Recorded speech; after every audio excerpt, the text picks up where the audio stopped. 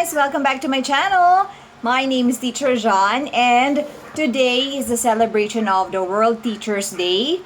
And hindi pa ako kasama. Mga bagong teachers daw yung sinasama doon. Pero kasi, as in super bagong teacher pa lang ako.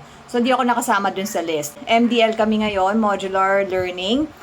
Kaya, sa bahay lang ako. So, nag-send na ako ng mga activities sa students ko sa mga group chat. Ngayon, dumating na yung in-order ko na lapel. Kasi nabanggit ko dun sa previous na videos ko. Actually, di ko pa siya na-upload. Ang dami ko nang nagawang videos pero di ko pa siya na-upload.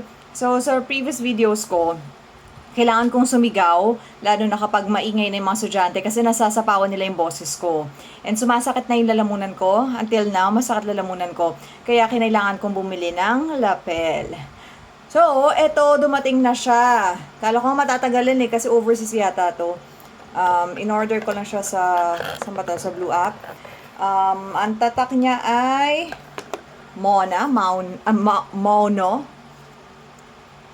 yan ang tatak niya. And eto siya, na-open ko na siya. Ito, yan. Unboxing sana kasi na-open ko na siya kanina. So anyways, ayan siya. And then, wireless, yung binili ko.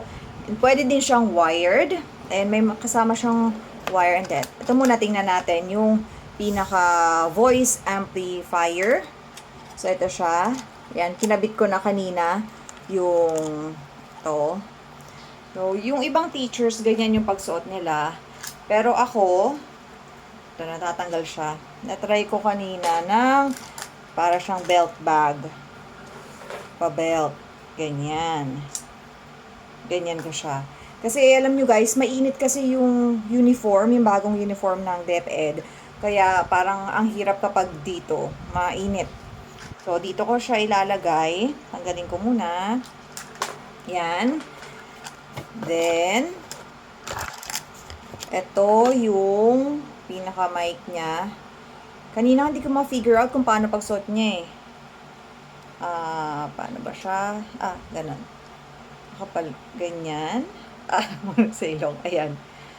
Pwedeng sa likod, siguro. Pwedeng sa likod. Or, pwede din dito, pag ganyan siya. Dito. Yan. Ganyan. Pero ako, siguro, baka ang gawin ko sa likod. Kasi I've worked in a call center. Sa call center. Nag-work ako. And masakit kapag matagal na nakalagay dito.